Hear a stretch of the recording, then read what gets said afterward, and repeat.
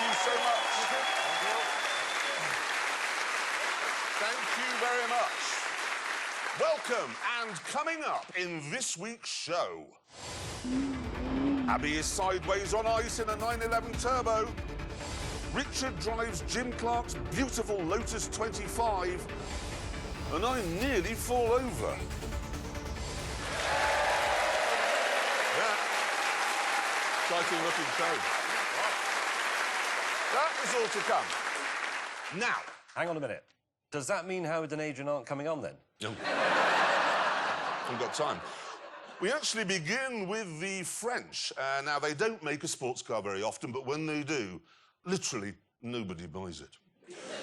We've had the Venturi Atlantique, and then there was the Matra Murena, and then there was the Simca Sport. And all of them fell down the back of the sofa of history. Yeah, but you're conveniently forgetting to mention the best of the French sports car makers. Well, that's like saying the best of the airborne plagues. What is it? No. Best of the... No, it isn't. There is one French maker that's been consistently good at making sports cars, and they've made a new one, and I've been testing it.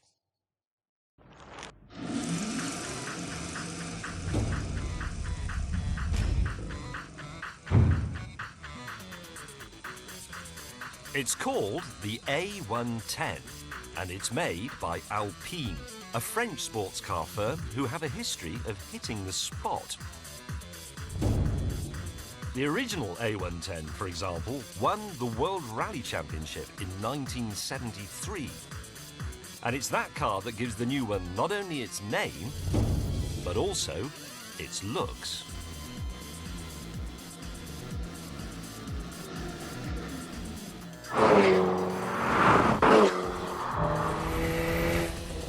So, what we have here is a small, pure, no-nonsense sports car aimed squarely at the Porsche Cayman and the Audi TT.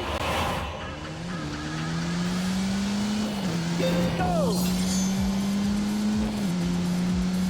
The A110 is, in fact, a mid-engine, rear-drive sports car designed from scratch on a clean sheet of paper.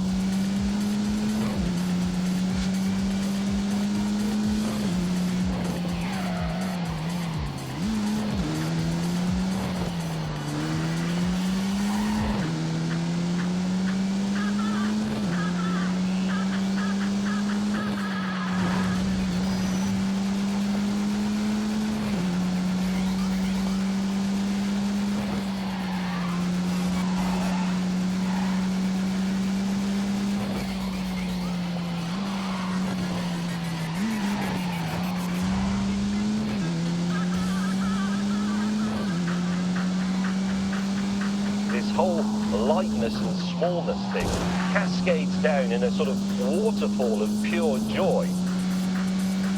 It is like a cartoon car. It should come with those little bubbles saying, pin, pow, bam.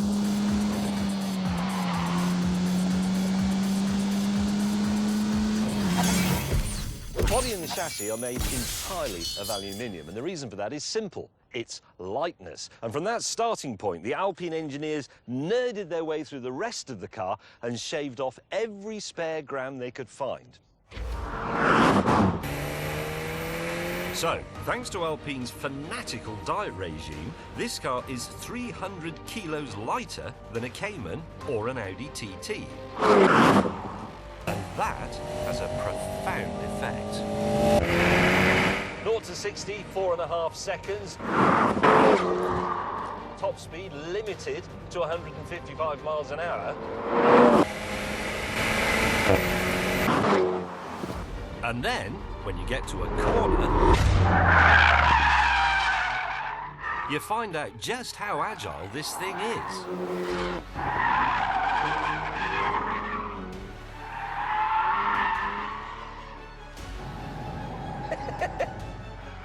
It's like driving a feather.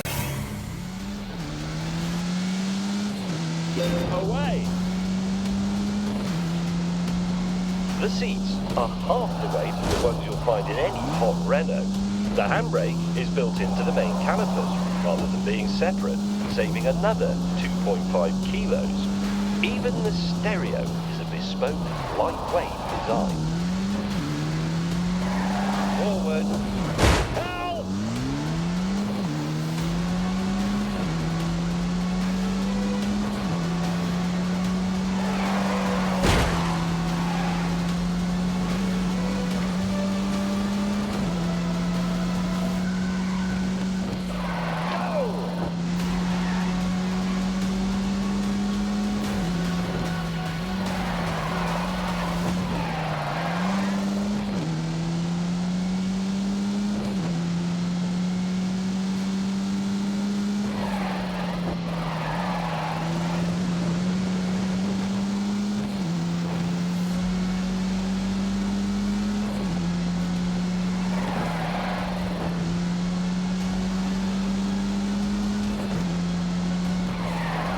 Go faster.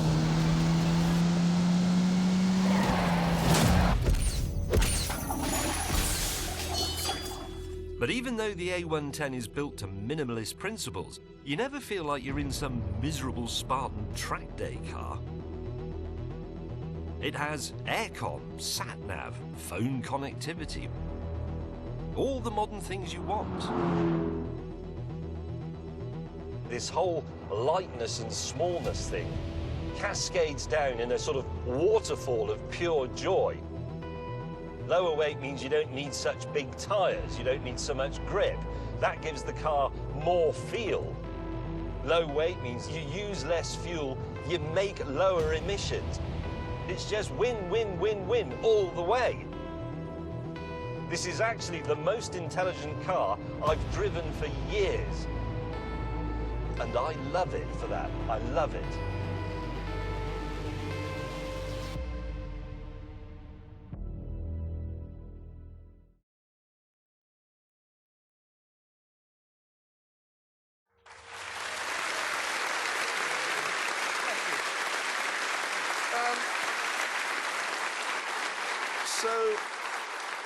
So despite the ordinary engine, the looks that you're not sure about, and the high price, you liked it. I did. I loved it, yeah. Yes, but would you buy one? I have. You've bought one of those? I have. And actually, so has Gordon Murray. I brought a picture of him along, him. He designed the McLaren F1, so he knows. Yeah, so it's the sports car of choice for old men with terrible shirts.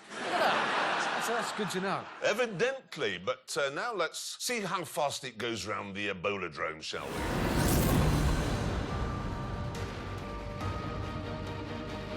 Good dog.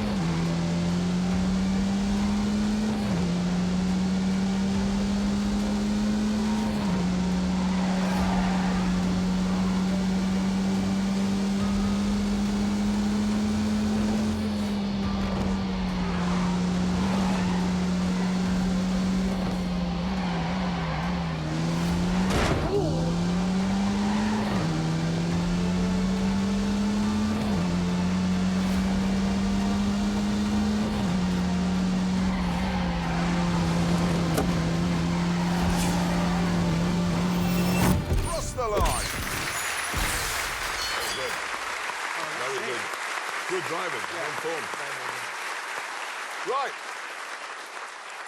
Right, let's see where it goes on our lap board. Will it go in the top 10? Oh dear, no it doesn't. Sorry, mate, that is dismal for a mid-engine car.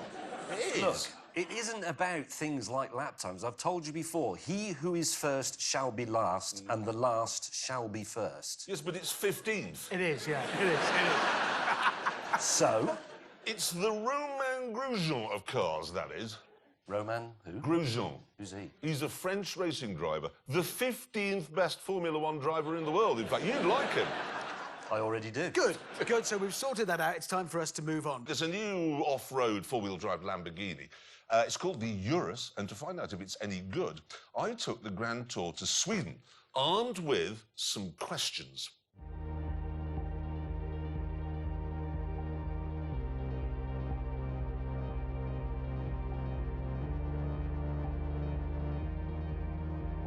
Here's my first big question. If you build a car to tackle terrain like this, can it still be a proper Lambo?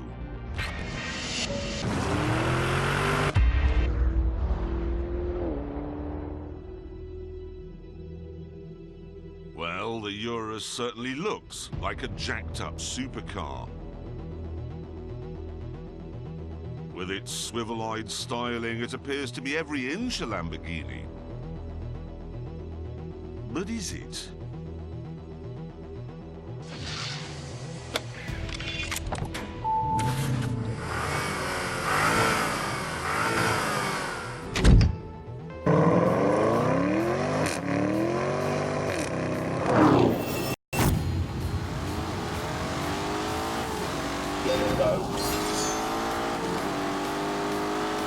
Turbochargers may be a little bit annoying on the road, but here they're giving with a low-down torque that I need to get up this hill.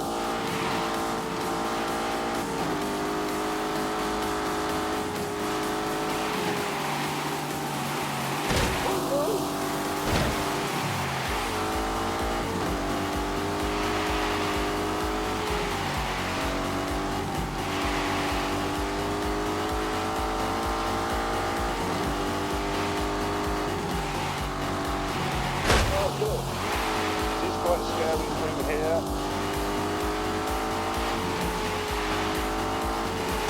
No!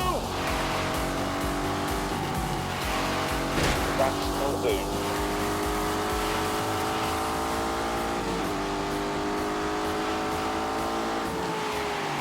Oh, God.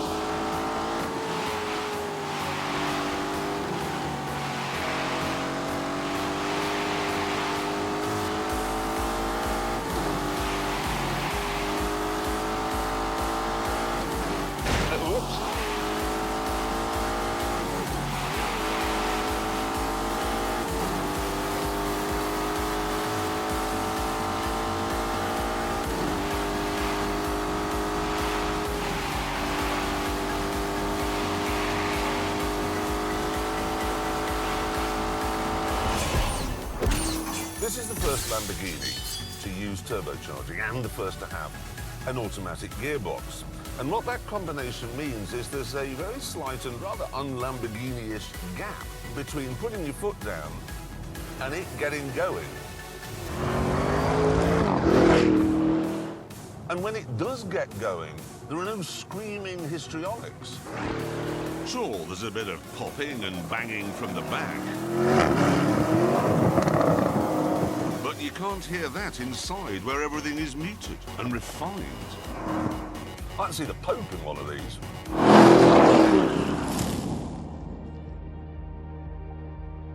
So, it's quiet and a bit hesitant. And it has snazzy diffs and a clever traction control system. And the biggest carbon brakes ever fitted to a road car. So it's safe as well. However, there's no getting around the fact that I'm currently driving on snow and ice in a car that has 641 horsepower rampaging around underneath its bonnet. Which means that actually, it's not that safe at all.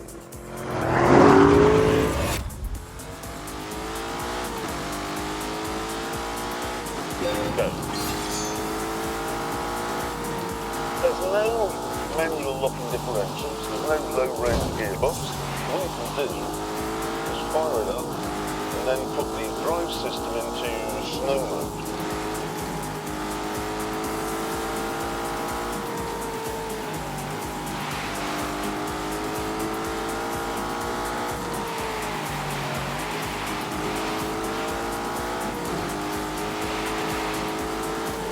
Oh God, that looks tricky. For God's sake.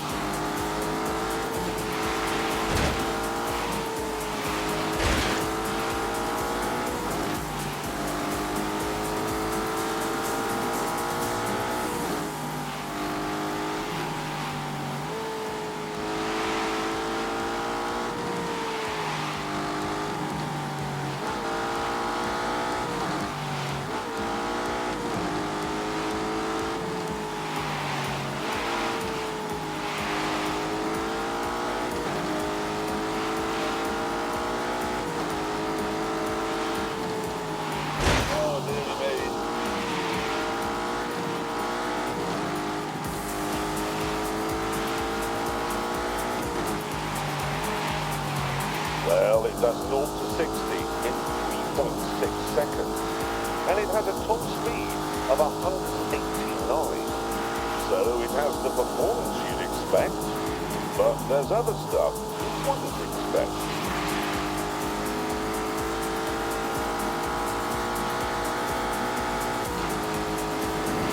This car, then, it sits right at the moment where excitement stops and terror begins. That is Lambo Land, that is. Shit.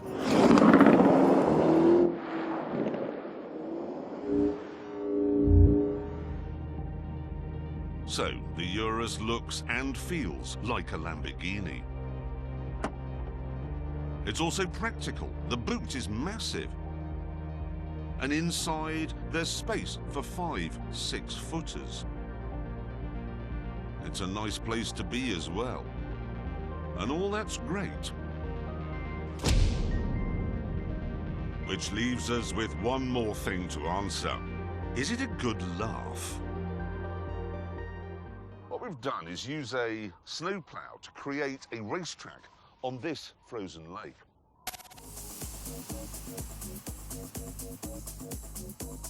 And this is what we have planned.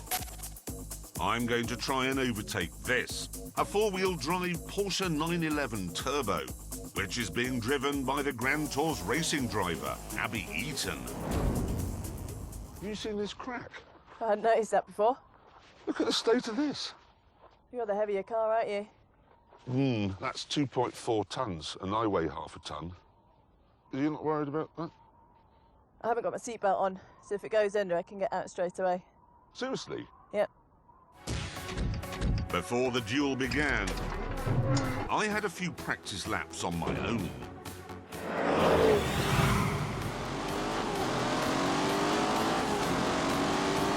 Go.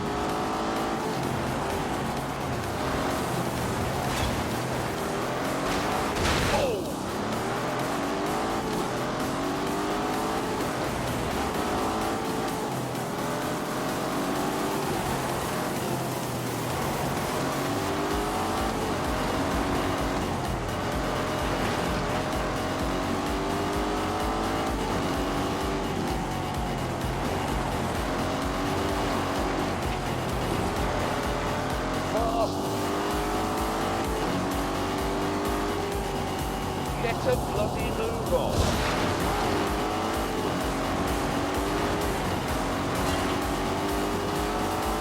Drive carefully.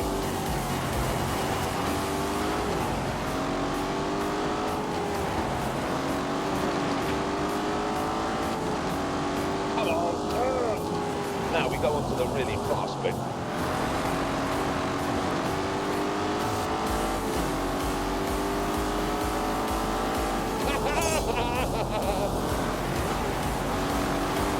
Can I go a bit faster?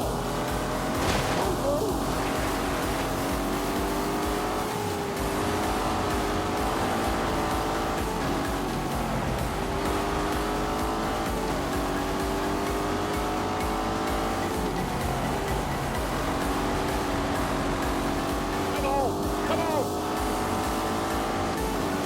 Oh yeah.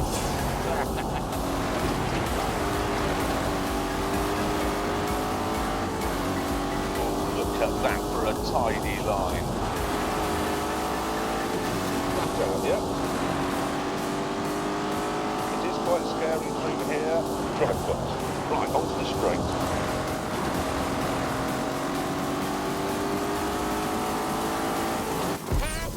It may not be able to get as far up a ski slope as a Range Rover, but for doing this, it's better.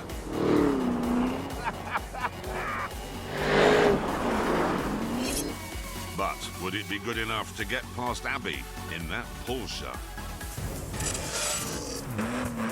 There she is. There she is. The bell has sounded. The race is on.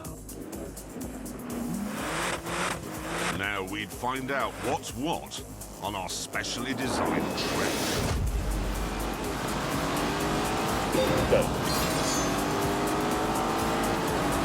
To make this car, Lambo's engineers had a good rummage in Volkswagen's past bin. So the engine, a 4-litre V8, is from a Panamera. The rear axle and air suspension is from a Bentley Bentayga. The platform on which it sits and a lot of the dashboard is from an Audi S7. So there's that mean this isn't really a Lamborghini at all.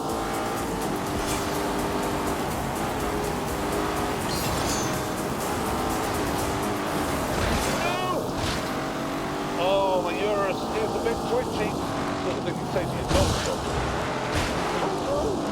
That's it, keep going, keep going.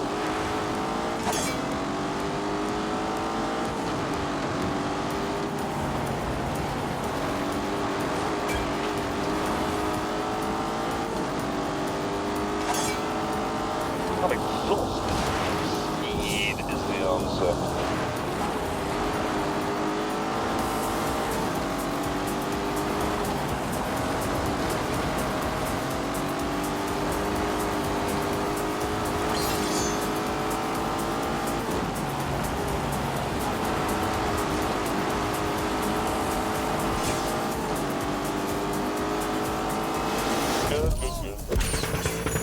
Come on, you can have her! Come on!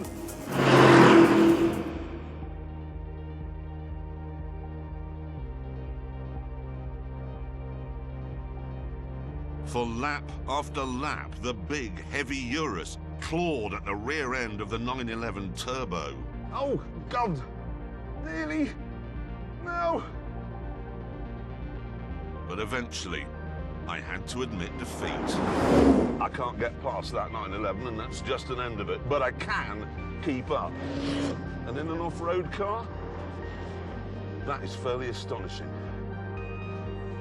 It really is.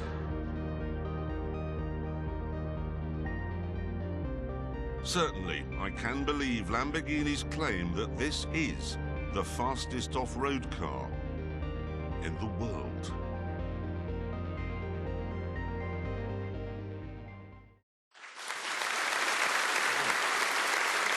That was fun, yeah. Nice day out.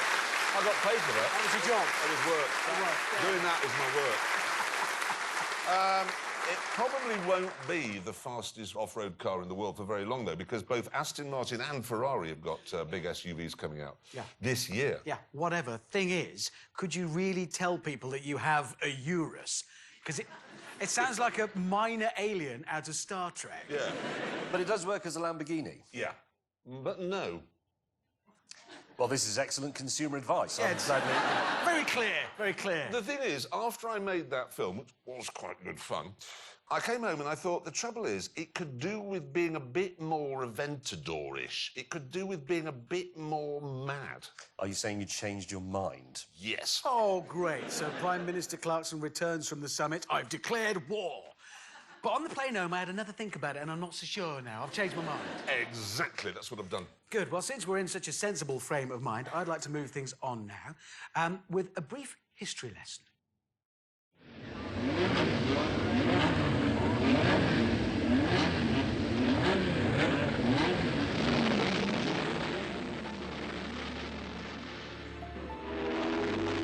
On April the 7th, 1968, a racing driver was killed in a Formula 2 race in Hockenheim, Germany.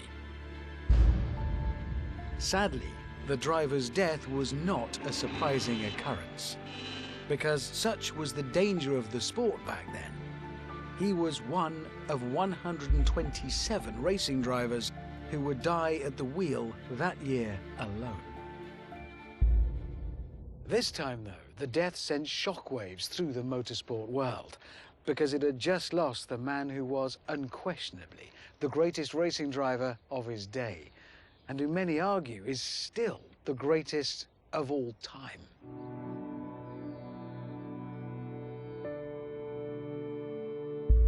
Jim Clark has died in an accident during a Formula 2 race in West Germany. It was a terrible shock to everybody. It really knocked us all back. If there was anybody who was not going to have a fatal accident, it was Jim Clark, because he drove in such a way that he just didn't do the mistakes that other drivers did. In California, a radio station broadcaster announcing the news of Clark's death asked his listeners to turn on their headlights as a mark of respect. And the freeways lit up. Such a huge global fuss would not have sat easily with Clark, because this shy, modest man, the son of a Scottish sheep farmer, was never one to trumpet his own skills. I started as an amateur with no idea or no intention of becoming world champion, but I was curious to find out what it was like to drive a car fast, to drive on a certain circuit, to drive a certain type of car. Having cut his teeth in sports car racing in the late 50s, Clark's speed and talent was spotted by Lotus boss Colin Chapman, who signed him for his Formula One team in 1960. Clark soon set the motorsport world alight, especially in this car. The Lotus 25, in which, in 1963, he won his first F1 World Championship. Oh my God! I am sitting where Jim Clark sat!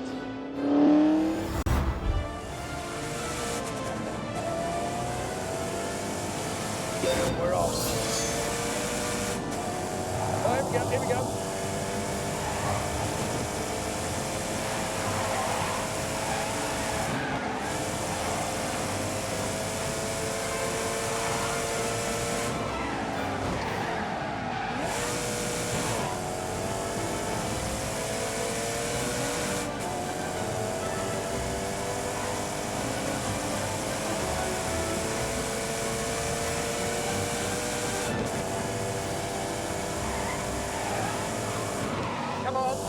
Come on.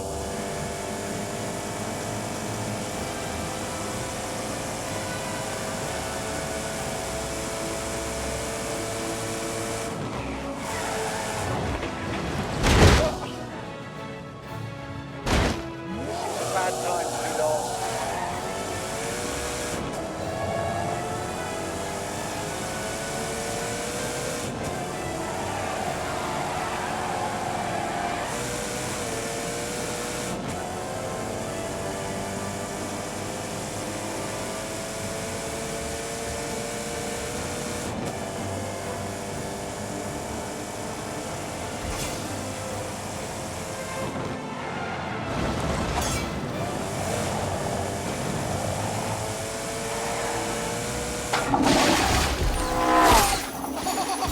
This is electrifying! These were not powerful cars. They only made 210 brake horsepower for 1.5 litres, but they were still good for 180 miles an hour. Oh! Thanks to its revolutionary monocoque chassis, the 25 was stiffer and lighter than any other F1 car, which meant it wasn't just fast on the straights, but quicker through the corners too.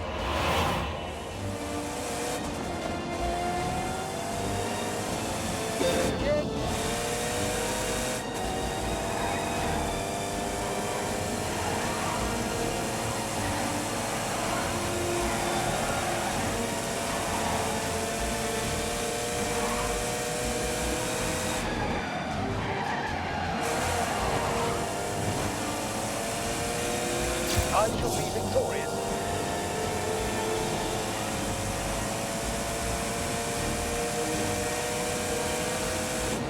Are you ready? Unleash the beast!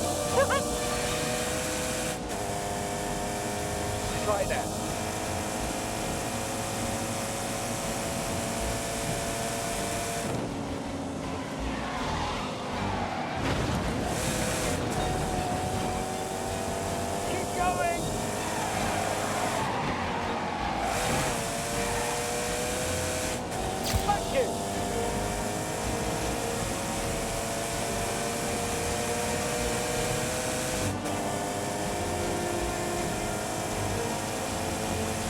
time to play.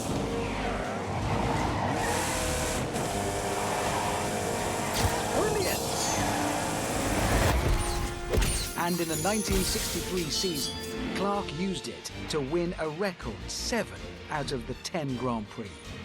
Winner is Jim Clark. Nobody could possibly catch him now. But 1963 was just a warm-up for what was to come.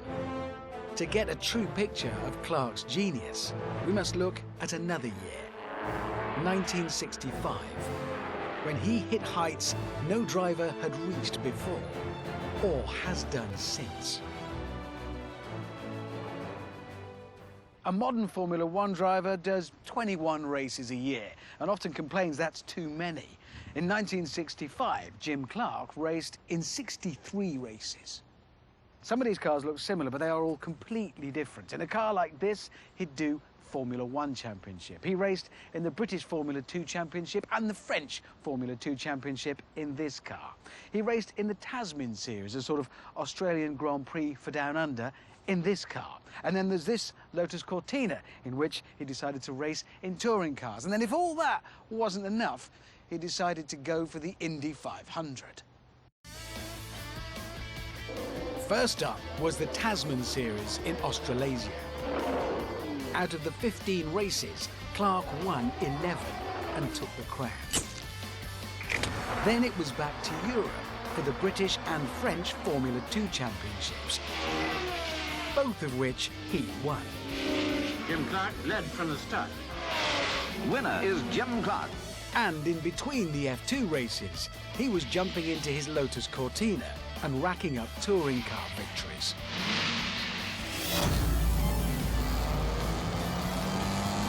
Come!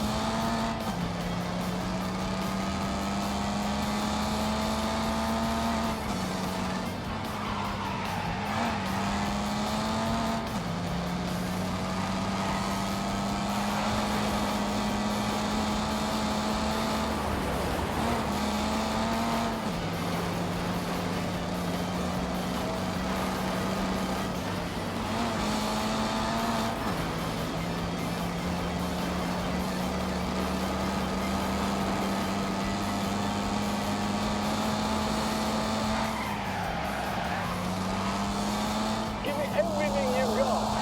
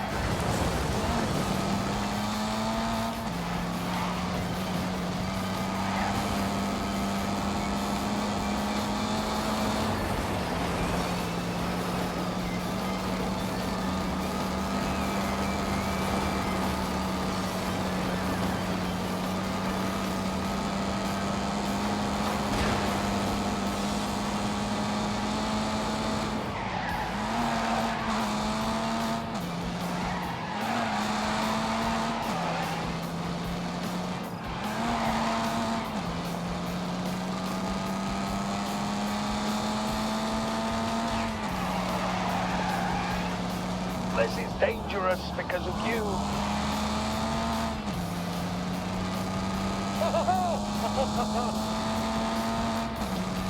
Now this bit is really scary.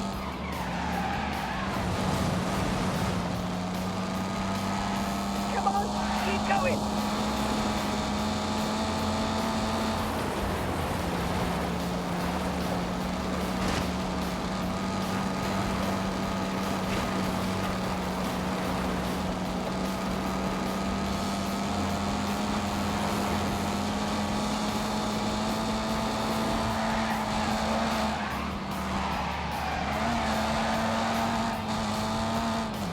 Go, go.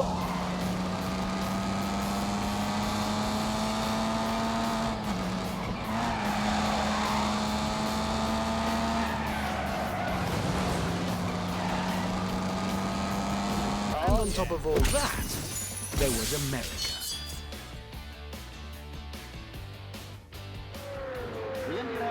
500 has been called the greatest spectacle in racing. America's most prestigious race would be a tough challenge. Oval racing at higher average speeds than he was used to against seasoned Indy veterans. For the Indy 500, Clark raced a specially developed Lotus producing just shy of 500 horsepower.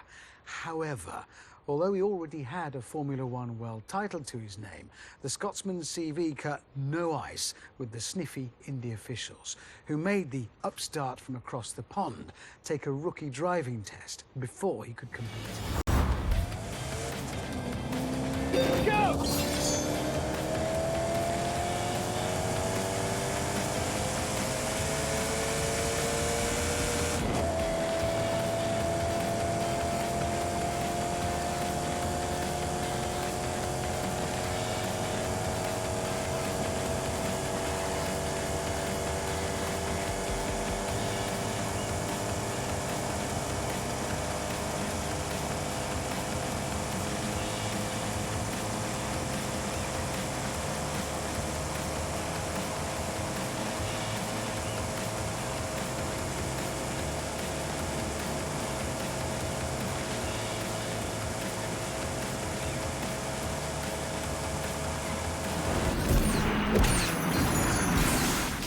Come Indy weekend, the upstart from across the pond qualified on the front row. And then, in the race itself, Clark up against America's finest oval racers, won by just over 2 minutes.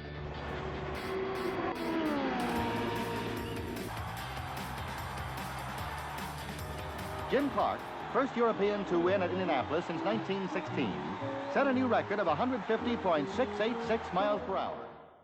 So what was it that made Clark so good? What was it that made him capable of winning in any type of car? Jimmy was an absolute natural driver, and he did it without thinking. He didn't know why he was driving in this style the way he did. In the period that we're talking about, we had 1.5 litre cars, 200 horsepower. If you drove the car too hard, you would scrub the speed off. And if you lose a bit of speed, it's very difficult to actually make it up again. And that's what Jimmy had the knack of, keeping the momentum of the car going. I don't think that any of the modern drivers could have driven the car anywhere near as quickly as Jimmy did, because he was just so precise.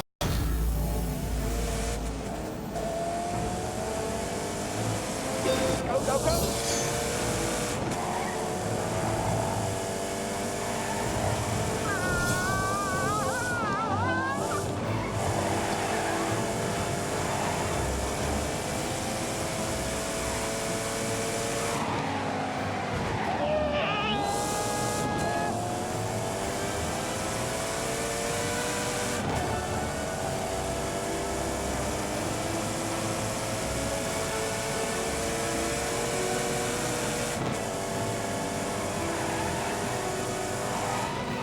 Power, this is good.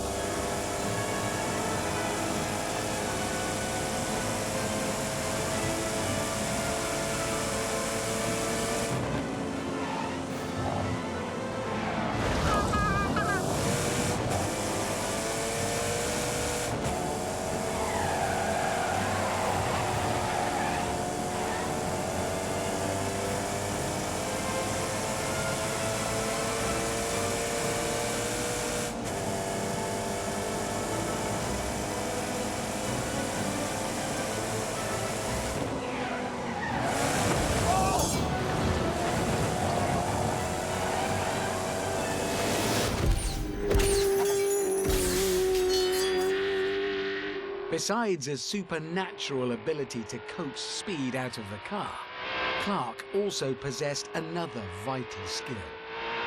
A lot of very good racing drivers died in Lotuses because the Lotus was a very fragile car. But Jim Clark was so smooth that he never put too much stress on the areas of a car that would give up. But don't think for a minute that Clark was one of those drivers that could only win in a perfect car. One year at Spa, for example, he was leading the race when his gearbox started to let go. Did he give up? Nope.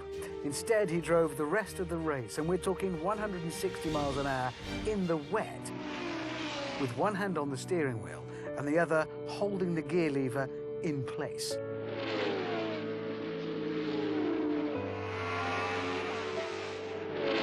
And he still won. By nearly 5 minutes.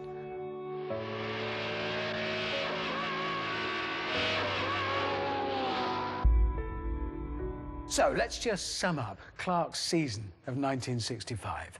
Of the 63 races he contested, he won a staggering 31 of them and was on the podium a further 8 times. He was now seen as the greatest racing driver of all time, in demand the world over.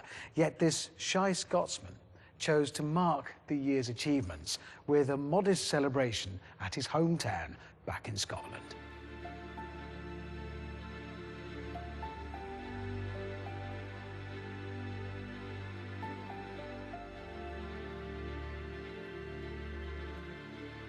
The next 2 years, by contrast, were a disaster, with multiple mechanical failures denying him another championship.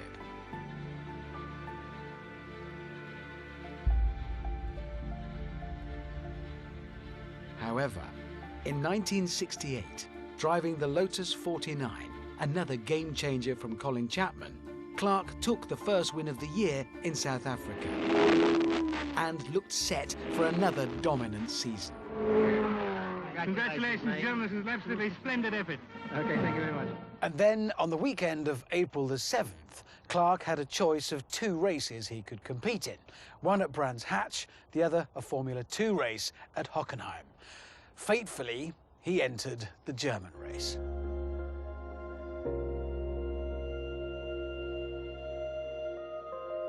April the 7th is a bad day for me. He wasn't happy. It was freezing cold and damp, misty. We could not get any heat into the tyres. Couldn't get any temperature in them, no matter what we did. Jimmy said to me, "Full, I do not expect anything from me today. Just keep me informed with the pit board, where I am, how many laps to go." That's the last thing he said.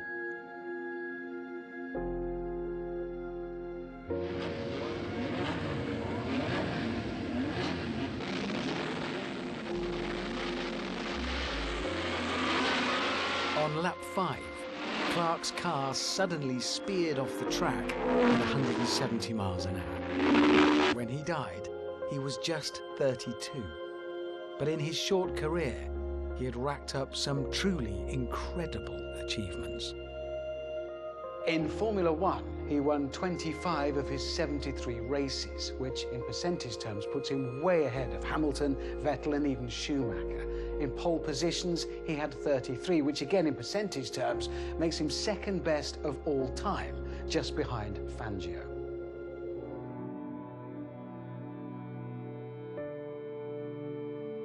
He was a benchmark. That was it. Most of what I was able to do in motor racing was done by the manner in which Jim Clark drove, and I just followed him. He was a gentleman. He was a gentleman and a gentleman. It's a pity he's not around now, because it'd be nice to have him.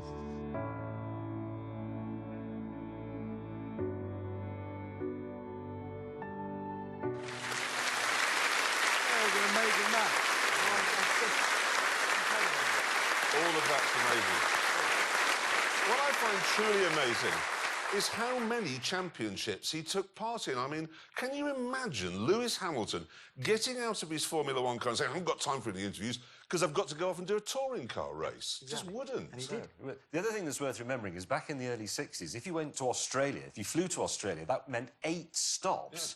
And there were no flatbed, there weren't even any movies. Yeah, and let's Just not forget, he'd get off that aeroplane, do a race, win it, obviously, then get on another aeroplane straight away to France to win a race there. No, it is astonishing. I mean, everybody has a favourite racing driver. I'm sure everybody here does as well. It's, you know, it's the Senna, Schumacher, Villeneuve, Romain Grosjean, Fangio.